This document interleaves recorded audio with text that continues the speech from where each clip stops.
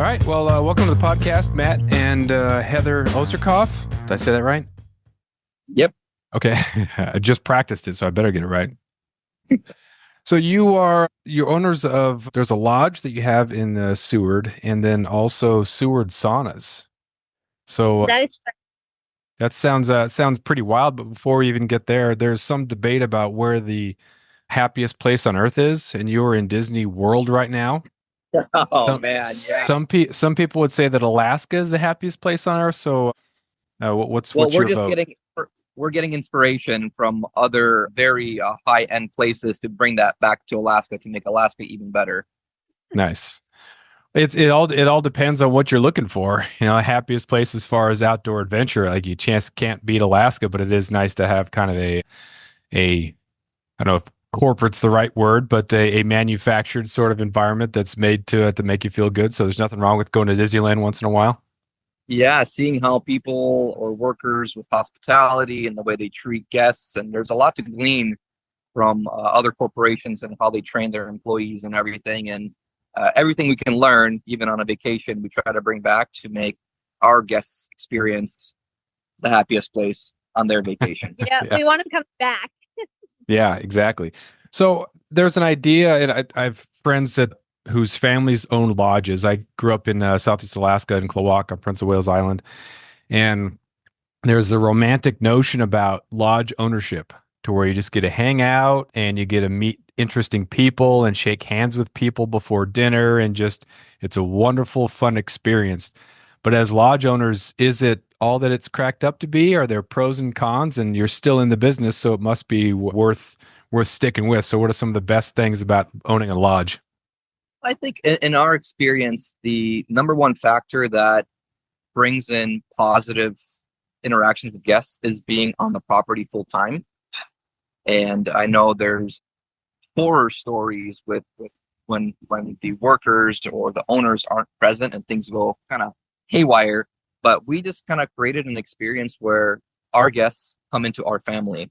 You're joining us at our dinner table. We're going to break bread together and we're going to share stories. We're going to sit shoulder to shoulder apart and just enjoy a meal. And I don't know, we haven't had any horror stories. We love what we do, and it's just pretty amazing. Yeah, and I mean the last few seasons it's been just the summer season. So it's really kind of a mindset in Alaska where you know that you're going to kind of bust your butt for this season, summer and into the fall.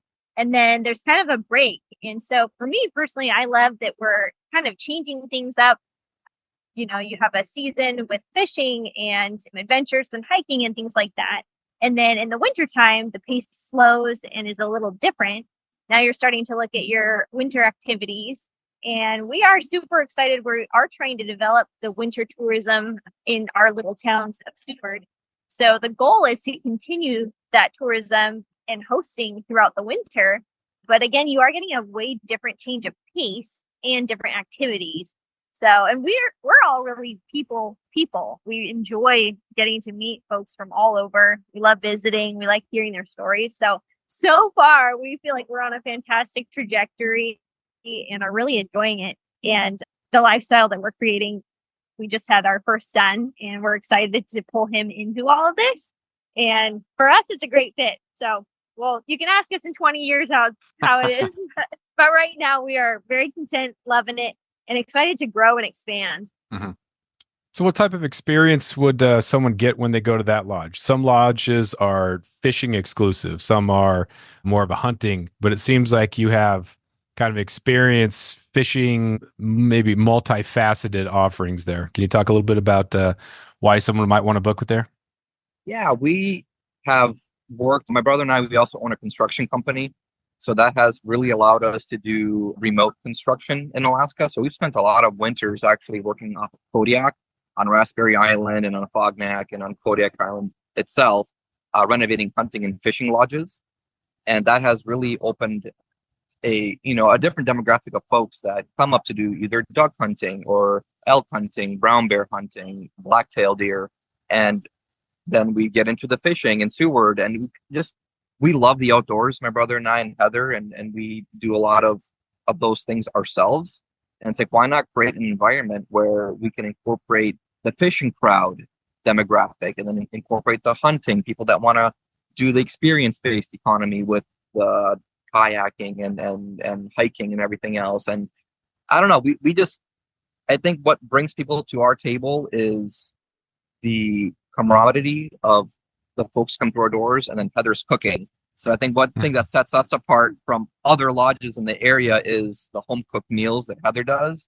So you can go out there and bust your butt and be out in the elements, and then know that, hey, we're gonna get fresh sourdough bread when we get back to the house, and we get to enjoy fresh cooked meals, and everything is from scratch down to the hamburger buns, you know. So it's pretty nice, and that's one thing that we picked up from some of these remote lodges that we've worked at, is just that the little details go a very long way when you're trying to host folks. And you can have a terrible day out fishing, a terrible day out hunting, but if they come back and like, wow, you know what, we gave it our best shot out there in the wild, now we get to come home and we can truly relax and not have to be worried about what's going to be happening for the next 8 to 10 hours as we recoup and get ready for the following day.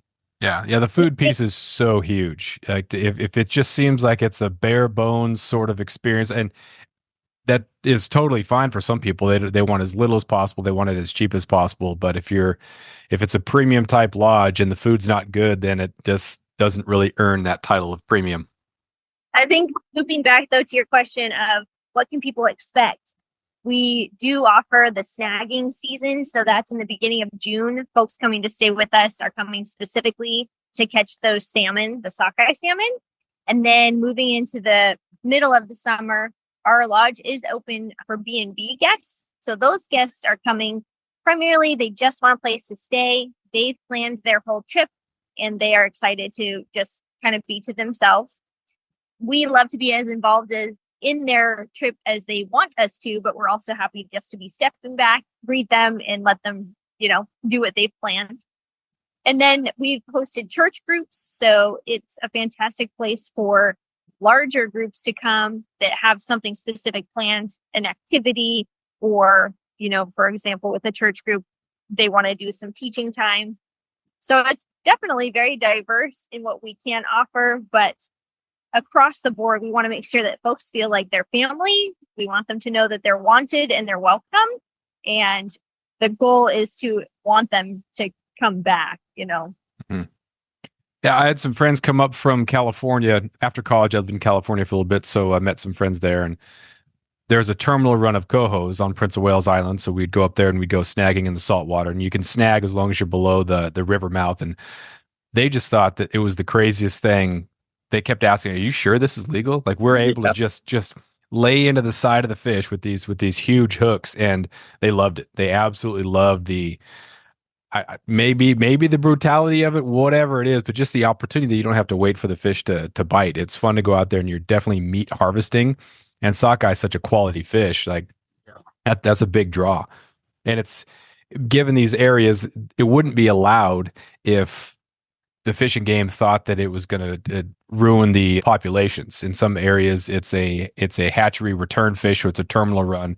So it's a matter of making sure that the fish can go to people, and so that they're not wasted. So some people think that snagging is just a way to destroy the fisheries. Like that's not at all true. They wouldn't allow it if it wasn't a good functional thing that they can allow. And it's super, super fun. Absolutely. And I think it's really neat because it is not something that's offered in most of the lower 48. So the style of fishing itself, as well as the quality of fish, is pretty specific to our area. So I think that's one thing that's kind of a neat thing to be proud of. It's like, come hang out and come experience this for yourself, Yeah, we call it combat fishing. Yeah, for sure. So the Kenai Peninsula is world renowned for the king fishing on the Kasilof and the Kenai rivers. The Kenai River is legendary, and legendary for the combat fishing too. But in recent years, with the kings really kind of fallen off, been a lot of closures happening. There's been some opportunities in other areas for people like Seward. Like when my wife and I went up there for our honeymoon, we didn't really have any plans to go down to Seward. We're just going to kind of focus on fishing the Kenai and Kasilof and the upper part of the Kenai by Cooper Landing. But heard about the sockeye down in Seward and went down there. And Seward's a great community. It's a cute little town or whatever, but there's enough there to really make it a good stop. So what are some of the things that you like about living in Seward? It just we call it where the mountains kiss the ocean, and then Seward just tucked in right in between them. But just the environment when you're out there fishing on the flats for the snagging, at least in June, you're just right. You're on the ocean, and this past year we've had whales breach about 400 feet away from us. And people don't realize how deep Resurrection Bay is, but when you're standing out there on the flats, yeah, it's flat for about 100 feet, and then it's 900 feet, 300 feet away from you. It just is a steep decline as the rivers wash out, the silt and everything from the rivers. You have somewhere to stand on, but beyond that, it's open water, and you have the mountains around you. You have the glaciers. You have just it is just so peaceful, and that's one of the things I love about Seward is you're so close to the water, yet you're so close to the mountains. And that's the big draw for me, just that environment. And then for folks, all the fjords and everything, how close to all the glaciers are to Seward, and just a short little boat ride away. And I don't know, what do you love about Seward? Yeah, I would definitely agree. It's a very cute little town. I really enjoy that. Yes, you can totally hop on a boat one day. The next day you can do a glacier tour, exit glaciers just right there. But I also really enjoy, if I'm being honest, being a woman, the cute little shops. There is amazing artwork from lots of local artists, and it's really neat to get to support them, but also to see what they're up to. I have found that a lot of these artists, their big time to produce their artwork is during the winter.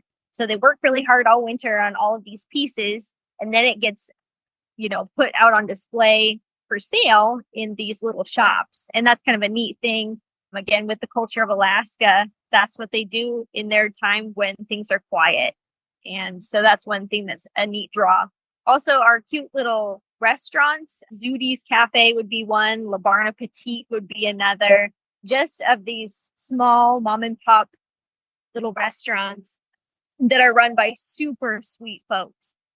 One other thing about Seward that I really appreciate is the community, and the folks there just are genuine, and it's a wonderful place to live. So yeah, that winter thing can be really tough to get through. So your sense of community can be really tight and full because you're all going through that together. So if you don't have a robust winter experience, it's going to be brutal. So people are pretty energetic and enthusiastic about gathering together and about being artistic and creative and making it a happy place to live year round. Because if you just kind of hold up into your house for the whole winter, it'd be pretty miserable. No one would want to live there. So you can have a really strong sense of community. Yeah, and it's a very small population. Seward is 2,600 people. So for a busy tourist town, Seward is very small, and it takes a village, and everyone is participating all summer, but then in the winter, everyone gets to kind of relax together as a village and kind of hang out. And yeah, it's just so fun how we got to know so many folks, and you build a community, and you get to exchange guests. Sometimes we're booked, we send them to our friends, we're not hoarding tourists or whatever, and we're sharing, and people call us like, hey, we were referred by this and so, and so it's just really cool to see folks being open to just helping one another out. So the new venture, the saunas. Tell me a little bit about the saunas here. It's such a logical thing. It's cold during the winter, so to be warm makes a lot of sense. At my childhood house over in Klawock, the builder had built a sauna like underneath the stairs. So it was kind of a weird spot, but it was pretty functional and made the most of that space there. So I grew up with a sauna. Didn't use it a whole lot, but used it enough to make it pretty awesome. But tell me a little bit about your sauna setup. Yeah, Heather had this brilliant idea. She came to us last winter, and she's like, hey, we have this 20-foot flatbed trailer, and your dad's been asking for a sauna. Let's build a sauna on it. And so Tim and I and the three of us, we sat down and we're like, okay, well, does this make sense? And it's our work trailer. We use it for materials and for transporting stuff for our, Seward is 2.5 hours away from your nearest Home Depot or lumber supplier. So it's a very, trailers used a lot. And so then we started doing research, and we're like, okay, well, let's maybe expand on this. And we found a very cool tiny home platform, trailers built out of Oregon. And we decided to go with that and started sourcing materials and like, all right, let's not build one, let's build three and have people have a different, I guess, choices and what they want to rent and what they want to book. And we kind of started building that from there and it just kind of kept on growing. And Yeah, I think the biggest piece, though, we definitely want to credit Tim, Matt's brother, just has a genius way to envision things. So he custom designed each of these saunas.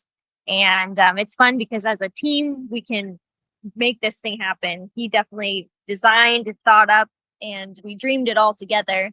And then Matt is just right there to make it happen. And then I get to jump in and I feel like get to be the enthusiasm about just chatting with guests about what we get to offer. But one thing that's really neat with these saunas is we feel like it's kind of a circle in that when guests come to stay with us at Oz Lodge, we're excited to promote just a lifestyle of wellness. They're here to do all these fun adventures and just feels so good when you summited something or when you've gone on this exit glacier hike or you ice killed climb. an epic filly or whatever. Yeah. And then when you come back home, I mean, you're exhausted. You just climbed this insane mountain. And with the sauna, your muscles relax and then you sleep amazingly. So it just really is this neat circle that encloses the package, I would say. And we love it ourselves. And it's something that we definitely really believe in. So it's easy to be like, oh man, I would love for you to try this so that you can experience what we're experiencing as well. And what's unique about them is they're on a trailer. So that means they can get delivered to pretty much anywhere a truck can get through. That makes it very unique for that aspect. And they have big windows for big Alaska views. And so those two things, when people come in, they're like, holy moly, I didn't realize that we get such a big view. And a lot of saunas don't really have that. And we went to a lot of overseas websites and to see how the pros built saunas, like in Switzerland or in the Alps or Finland. And so we took those luxury saunas and like, how do we now downscale this and put it on a trailer platform so our guests can experience Alaska through a luxury built sauna. Mm-hmm. So it seems like the construction part's awesome. The offering's awesome. There's got to be some paperwork, some liability type stuff. Like, was it difficult to, I don't know, whatever sort of paperwork or legality type stuff you have to get through in order to make this happen, or was it okay? That's your department. Yeah, so that's where I jump in. I reached out to an insurance company, and it actually did take her a while to be able to find us a company that would carry our policy. And so it definitely is a very unique, specific niche, kind of activity. But yeah, once we got everything squared away, it was great because it's very just straightforward on the coverage and just what's expected of our guests. Another thing that is kind of unique, one, we want people to be safe, but in promoting wellness with the insurance policies and stuff, we don't allow alcohol, drugs, or marijuana use with the saunas. And so it's a great way to just remind people like, hey, you can have a lot of fun without these substances. And we're excited to share that. But yeah, you definitely have to have your ducks in a row with insurance and your paperwork. And that's where I do my best to jump in. And, the guys are working really hard physically to get these saunas designed, built, and then delivered. And so that's where I get to help contribute. The insurance lady was like, you have a wood burning fireplace on a trailer that you're delivering. Like, give me a couple weeks here. I need but yeah, that was a very unique thing where they're like, okay, yeah, this is definitely in a category of its own, and we need to figure out where to place you guys. Yeah. So, but it's great to interact with folks too, and just build relationship there as well. Yeah, that's the problem with, I think a lot of people have really good ideas. They're super motivated. And then as they start to take steps toward realizing those things, it just becomes so cumbersome to deal with the bureaucracy or to deal with the permitting or dealing with all that other stuff and the extra added expense on everything. And it's cool to see people persevere through that and then be able to offer really unique, awesome things to make experiences better. It's pretty neat, yeah. And we definitely want to do things uprightly. So we appreciate taking the time to, research, okay, what do we need to do? And if we're going to park something somewhere specific, do we need a permit? And how do we go about that? So, and most folks, the fact that we're so like, okay, hey, we have this idea, we want to do this, and we want to do this legally, that really eases the pressure off of some of these agencies we were talking to, either for insurance or the forestry department for land use permits. And it's like, hey, we have this idea, we want to promote wellness, and we want to bring tourism to an area of Alaska that is deserving of it, and an experience where in Seward, I don't know if when you were there, there's sometimes some weather days that can happen, and quite frequently a lot of charters or ocean excursions are canceled or delayed or something. And it's like, what a cool opportunity. The worser the, or not worser, I guess, the worse the weather, the better the sauna. Yeah, well, exactly. Perfect. Yeah. And that's the thing is people travel and they plan ahead so far in advance for an amazing trip in Alaska. And it's cool to be able to, if there's disappointment in one area, just to be able to scoop folks up and be like, hey, we still have something amazing to offer. And it's totally okay that the weather is a bit dumpy right now. Right. Yeah. So I'm curious, as a high school English teacher, I'm always curious about where entrepreneurs get their start. So pretend you're a senior in high school, go back to when you were a senior in high school, would your high school English teacher say, yeah, I could totally see one day you two doing what you're doing now? Oh man, I'm terrible at spelling. So my teacher would be, buddy. But yeah. I think it comes with maturity. My 18-year-old self would have never thought to be an entrepreneur and to be somebody stepping outside of a comfort zone and to do something very risky. And that was one thing that, especially with the Seward saunas, is one thing that we've heard a lot from folks is this is very risky and you guys aren't going to make it. And that was a really tough thing to hear. And it's like, oh man, like we're pouring our hearts as we're building the first sauna, and we're not sparing any expense, and we want to make this thing as amazing as possible. And to hear you're not going to make it, and it's like, oh man, that's a really disappointing thing. And I kind of had a little, maybe a breakdown, I guess, and like, oh, like, is this really? Are we doing the right thing, Heather and Tim? Are we? Is this the right idea? And we pushed through it. We persevered, and it was just really cool to see people's, first of all, locals' reaction to it once it was completed and people were able to use the sauna, and then the tourists' reaction to it with folks coming in either from out of state or, we've had international guests that have stayed with us and have loved it. So just a really reassuring thing. Like, okay, we made it through season 1, and that was a blast. It was very stressful, and not saying that any new business is a piece of cake. There's definitely a lot of effort that goes into it and a lot of days where you're not making any money, but in the end I think it's starting to come to fruition. I think too the numbers also speak, and the number I'm referring to is the amount of Google reviews we were able to collect the first year. We're over 100 from April of 2024. So it really is neat to see the hard work and the risk come to fruition and be like, oh man, like this is working, So, and it's exciting. I think also too, it's really neat when you are a business owner, the sensitivity towards other business owners and small little companies amongst families, you really have a sensitivity towards, oh, I want to promote you and I want to support you. So I think it's a fantastic growing experience as well.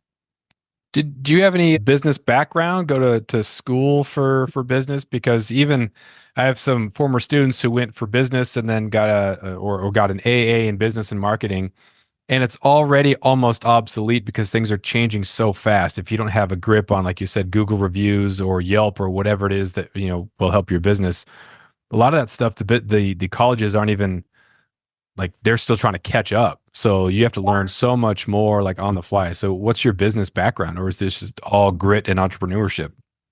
Grit and entrepreneurship. I have a degree in child psychology, and here I am starting a sauna business. And I think, just, the social media world has just completely exploded with promotion and advertisement through either, like, TikTok is a big one where I don't even understand TikTok. Tim is very good. My brother's very good at the social media marketing, and Instagram is massive for your younger demographic, and then Facebook is very good for a little bit of an older demographic. And you have like LinkedIn, which is very good for like an adult demographic. So it's very interesting how different platforms, what age group are affiliated with them, and how each of those require a different type of marketing strategy to attract those guests or those potential guests that you can stay either with us on with the saunas or with the lodging. Yeah. And I think a big part, his brother Tim, is very good at recognizing. You take a look at who's seating and what they're doing and then just emulate it. So, and then, we just want to do things uprightly and be able to welcome our guests as best we can and give them an awesome experience. So what would you attribute your growth in being idea people? Like when you were kids, were you just thinking about stuff and ideas and problem solvers? Sometimes once you get out of high school, you start to just think about the way things are and read about things or listen to podcasts. Like what was it that really helped you become idea people and look for these opportunities? Well, I can see Matt is an amazing problem solver. So if something's broken around the property, I feel bad because I don't get worked up. He might be panicking, and I'm like, maybe just calm down because I know he's going to be able to fix it. So I don't even fret.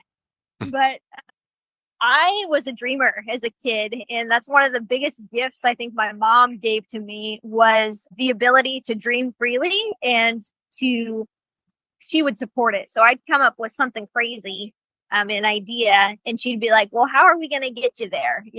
And she never shot me down.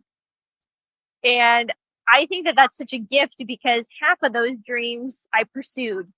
And I just figure the dumb ones will fall away on their own, but the good ones will stick. And man, when you're looking back on life, you're so glad that you took advantage of it. So that's one thing that we hope to give to our son, Jed. What are you dreaming about? And let's just think about it. What would it take to get there? And I don't know. I just feel like I said, the dumb ones will fall away on their own and the good ones will stick. And maybe that's a great quote. Cool. We just coined it. But yeah, I don't know. Were you a dreamer as a kid? I was. And what I think my gift is, Heather dreams or Tim dreams. And I'm right there to be like, all right, well, here's a dream. Now, tie her to the pavement. Let's get working. I'll swing hammers. I'll do whatever and make it happen. And I'll come alongside you and encourage you in this. And if something is going wrong, like Heather said, I'm very good at problem solving. I might not realize it at the time, but scratch my head enough at it and like, okay, well, your fingers are connected to your wrist, connected to your elbow, connected to your head, and all of it works together. And the same thing is in any circumstance, or either a mechanical failure or a problematic something on a software issue. You just don't give up. I think that's the biggest thing. Is if you're starting a business or if you're in the middle of some headache, don't give up. And parents, like, encourage your kiddos, like, let them try it. You don't want to shoot down something that you might think is like, well, that is not a smart thing. Could be the next $1 million idea. And it's just so fun to see small businesses succeed and like, oh man, I wish I would have thought of that. But I'm sure that person might have had somebody saying like, oh, that's never going to work. Don't pursue it. So that's my biggest encouragement to folks with small businesses and kids that have, or adults or anybody that has an idea, like, try it. What's the worst that can happen? Somebody might say, no, that's not going to work. And it might succeed, or it doesn't. And then what you've learned, you've always have learned something, even in a failure. You can turn that around and the next idea will succeed. Yeah, a friend of mine says that if you don't try it, you're saying no for everybody else. Or if you apply something, or that makes a whole lot of sense. There's such a difficult thing to kind of measure and manage when especially a lot of kids ask me about dreams and whatnot, and what were your dreams? And it's the idea of having no plan B can be super dangerous. But also, if you don't have a plan B, that's also dangerous, because if you have a plan B, you're going to start looking at that plan B. It might be much more attractive because you don't have to work as hard and it's easier. Not having a plan B, if this dream isn't something that's going to work out, or you're looking at the skills or whatever the circumstances are, and you don't have a plan B and you keep pursuing this, like, whatever happens. There are these I think I've seen a couple different ways that you see the memes or the videos on social media that have someone digging for gold and someone gives up right before they get to the gold. Yeah, I've seen that one. Yep. I saw one yesterday that was two people digging and one person was walking away and the other person was kept digging, and it was the pit of an outhouse. So, and the phrase was like something to the effect of, sometimes you do need to give up or know when to give up. And I thought, well, that's also kind of a good point with those bad ideas. It's like, yeah, you want to keep going, but you're not going to hit the pay dirt that you want. So it's such an individualized, difficult thing to manage. And I think seeing things to the end is important. So you gave it the all rather than cheated the experience. So that's pretty, but yeah, it's such a personal thing. Who knows how it works out? Absolutely. Yeah. So going forward, what are you already working on the next idea, or are you kind of settling with the lodge and the saunas and see how that turns out? Oh man, we have our 5, 10, 15, and we're always dreaming. We call it so I was thinking moments when the three of us are sitting down and like, so I was thinking, and you rattle off an idea and it's like, wow, okay.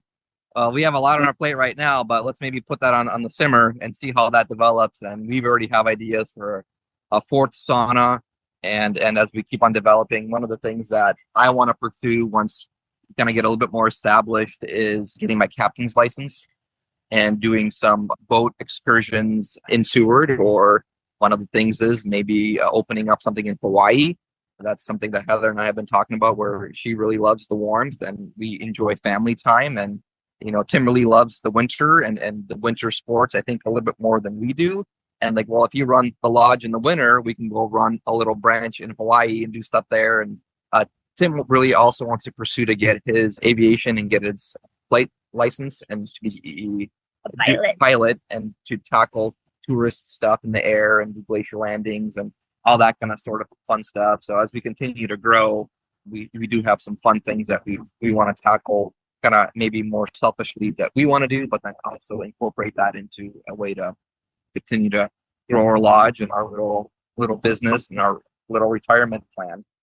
Yeah. Awesome. If someone wanted, sorry, go ahead. Go for it. Oh no, go for it. If someone wanted to book, like, do you have different packages, what do you got for people who wanted to book? We do. So there's a couple different ways they can go about it. They can call us directly. And again, we can book the package during the sockeye salmon run. That's the beginning of June, so the first 2 weeks. And that package includes lodging in the communal bunkhouse. They get all of the fishing gear that they would need. We vacuum package all the fish that they catch, and then we'll package it so that they can take it on the airplane. And then we do offer complimentary breakfast with that. And then we love food, like we said. So we're constantly just inviting folks over. Hey, you want to like pool our resources and have dinner together, and let's cook some of the fish that you caught and just have fun with it, So, and that people can participate in if they'd like. They don't have to. They can go into town and eat at a restaurant. But so that's one package that's available in June. And then July, as I mentioned, there's a lot of folks that just like to book lodging only. They can do that through B&B or Verbo or just call directly. And then we have done silver salmon season in September. I think we're going to kind of dwindle off and try to kind of turn our resources towards hosting folks that want to come hunt. So we can do packages with that. We do have kayaks available. So if folks want to take a kayak up, they can. But we're kind of happy to jump in as much as a guest would like us to. And especially with the saunas now available, some folks really appreciate using that at the lodge. And then others want more of a remote experience, and we'll take it out for them somewhere. Mm-hmm. As far as fish packaging goes, do you have vacuum packers there? You do the cutting yourself if you're a guest, and vacuum packing and freezer space and all that? So pretty much what we do, I spent a season commercial fishing. So I've developed a very unique skill of filleting fish. He loves it. I can't figure out why he loves it so much. If you're good at it, then you probably love it. Yeah. So, our guests, they catch fish, we go out fishing, we come back, and we offer them, hey, if you want to come to the fillet station, by all means, come on, hang out. If you want to try to fillet your own fish, by all means, we'll give you a knife. You can do that. Or stay, relax, go do whatever, kind of decompress from a day of fishing. And I take the fish to town, I fillet everything, I come back, we vacuum pack it, and then we have fish boxes and we have freezer storage area. And so the whole thing, it's all covered when they stay with us. And so they get to have a worry-free catch, and then they know that's going to be vacuum packed and packed, and they'll be able to take a 50-pound fish box home that's airline, approved. And so it's, we have the gear, the fishing poles, the line, the hooks, everything. Like, it just felt like, hey, we have waders, just bring a raincoat, few layers, and your toothbrush, and we have everything else. So that's kind of our thing, is just to offer a full package to where it's a worry-free stay. And we just want you to come and enjoy your experience in Alaska. And as Heather was saying, kind of in the fall time now, we're wanting to promote more of the hunting that's available in Seward and that demographic, and then some of the adventure tourists that want to come experience, like the running, the hiking, the mountaineering, ice climbing. There's just so much unique experiences that individuals can have in Seward, and we're just trying to invite all those people to our place and promote all that. Yeah, absolutely. And What one about, thing, go ahead. one thing is people reach out and they ask specifically about the package. For example, during stock dry season, like, for example, it's $385 a night per person to book. And, that can kind of be like, wow, that seems like a lot. But as you shop around Seward, it's really interesting because lodging and the tours, if you're to do a deep sea fishing tour, one night in a lodge and one deep sea fishing tour, you're easily at $700 to $800. So that's one thing we've tried to do. We're not the Ritz, but we definitely have a very cute, clean place to stay, and we love to share it. And when we do big groups like this, we're able to keep it more affordable. So. Mm-hmm. What about transportation from the airport in Anchorage? Yeah, so that is one thing we recommend. We would love to be picking guests up, and eventually, if Tim does go forward with getting his pilot's license, it'd be super fun to have him pick them up that way. But as of right now, it's just the three of us running everything. So we don't have the manpower to do that. But we do offer just recommendations for grabbing a rental car at the airport. Guests can take the bus, or they can also take the train, which we actually haven't even been able to do it because we're always just super busy. But Everyone has loved it that has taken the train. yeah. And then we pick them up locally. So anything that involves getting around town, we take our guests and we take them around. Either after fishing, we're going to go hiking, we're going to go into town, or we're going to go to the weir where the fish come up and where they get counted and all that. We'll go with them if they want us to. They typically have rental cars, so they're using their vehicles to get around, but we're happy to show them, where they want to go and that sort of thing. So. Yeah, that was my question. I thought a super unique Alaskan experience to fly to Anchorage, get on the train, take the train down to Seward, and then have your fishing, wild, glacier, hiking, all that sort of stuff, and then train back. That'd be pretty sweet. It's really neat. And like we said, we've had friends that have worked on the train, so they have had that experience of being on that end. But also the guests who have taken us up on, hey, you should really try this. They all are just, that was amazing. I'm so glad we did that, So And we're like, oh, thank God, because we haven't even done it yet. Perfect. It's on our list. Awesome. So where can people follow you? How can people book? Give us all that information. Awesome. So you can take a peek at a lot of our stuff. Instagram is super fun because you get quick snapshots, of course, of everything we're doing. That's going to be Adventures of Oz _Oz Lodge. And then for the saunas, it's Seward _mobile _saunas, or our websites, sewardsaunas.com or ozlodge.com. And again, I handle the bookings directly, so I'd love to visit with anyone that's interested in making a reservation. And that can phone, text, call, whatever works best. We do offer the Airbnb and Vrbo platforms as well if folks feel more comfortable going through a platform that they use frequently. So lots of options. Are you the type of lodge who's already booked 3 or 4 or 5 years out? Do people have to really plan in advance, or do you have a couple openings? We definitely have some openings. We're not quite that big, but we certainly hope we become, that well known. And we do already have lots of returning guests. So that's really fun and very encouraging. Last year, we did book out solid about 4 months prior. So that's kind of the window of time that I'd say if you're super interested in coming, I would say 6 months is very wise to do. Yeah. At Thanksgiving, talk to your family and friends and say, hey, we got to go up to Seward, Alaska. There are a fun family up there, and let's go plan our adventure. Fish, trains, and glaciers. Perfect.